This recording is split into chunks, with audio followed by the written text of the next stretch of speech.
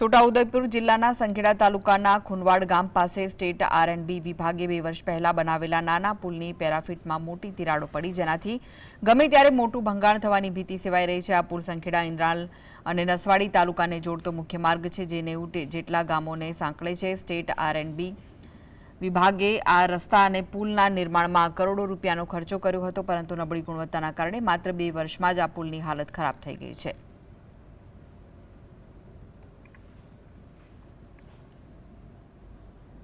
છોટાઉદેપુર જિલ્લાના સંખેડા અને વાસણા ચોકડી અને નસવાડી ઇન્દ્રાલને જોડતો રસ્તો છે। આ ખુનવાડ ગામ છે। ખુનવાડ ગામ પાસે નદી ઉપર બ્રિજ બનાવવામાં આવેલો છે નાનો। આ બ્રિજમાં એક જ વર્ષમાં આવી તિરાડો પડવા માંડી છે। આપ તસવીરોમાં જોઈ રહ્યા છો, જે તિરાડો છે એટલી મોટી તિરાડો છે કે ગમે ત્યારે આ પુલ બેસી શકે છે। આખા પુલની અંદર આવી રીતના તિરાડો પડી છે। જ્યારે સ્ટેટ આર&બી વિભાગના અધિકારીઓ આ કામગીરી કરાવી ત્યારે એક જ વર્ષની અંદર આવી રીતના લાખો રૂપિયાના ખર્ચે આવા નાના બ્રિજ બન્યા છે, તે તૂટવા માંડ્યા છે। ત્યારે સ્ટેટ આર&બીની વિભાગની કામગીરી ઉપર અનેક સવાલો ઉઠી રહ્યા છે। છોટાઉદેપુર જિલ્લાના સંખેડા અને ઇન્દ્રાલને જોડતો મુખ્ય માર્ગ છે, તેના ઉપર 90થી વધુ ગામો આવેલા છે। ત્યારે આ બ્રિજ બેસી જશે તો કોની જવાબદારી? Rafiq Dhaniwala, GS TV।